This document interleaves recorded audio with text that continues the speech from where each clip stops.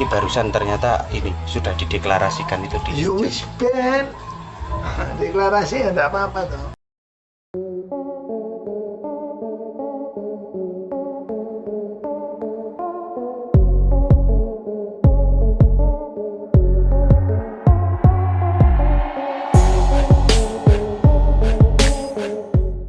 Ini barusan ternyata ini sudah dideklarasikan itu di Wis ben deklarasi ya enggak apa-apa toh.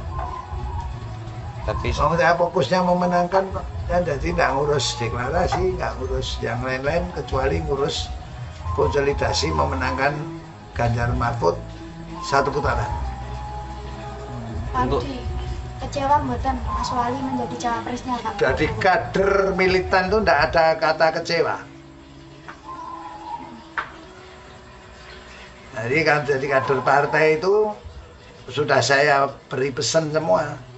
Harus siap kecewa dan siap dikecewakan. Nah, udah siap kan aja melu kader PDI Perjuangan.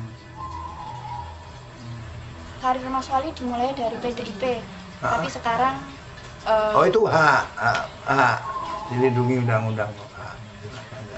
berarti otomatis Mas Wali keluar dari PDIP ya Pak? Ya sekarang ya otomatis toh kalau sudah dari partai A ke partai B kan ya berarti anggota partai B toh.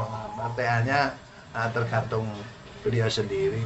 Dan itu sesuai diatur KDRT partai. Oh iya.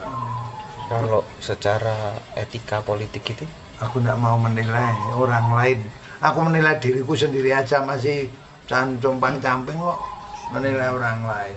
Kalau kemungkinan nanti ya, proses ada rencana pergantian kayak PAW, pergantian wali kota, mungkin nggak Pak? Aduh, aku nggak ngerti nah itu. Mekanismenya. Aku fokusnya menangkan Ganjar karo Mahfud kan ya. Menangkan Ganjar dan Pak Mahfud untuk menjadi presiden dan wakil presiden 2024 satu putaran. Perintah ketua umum itu. Targetnya berapa suara Pak untuk Menang kalau untuk Ganjar Mahfud itu target menang itu satu putaran ya jenengan hitung dhewe. untuk di Solo 60% lebih? Ya minimal 50% plus satuan rampung menang itu.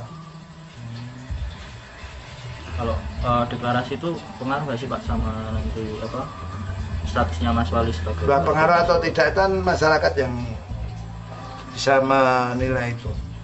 Tapi kan yang tugas saya kan merawat, mengelola kader-kader PDI Perjuangan untuk bergerak sat-set, das-das menangkan Ganjar dan Mahfud MD.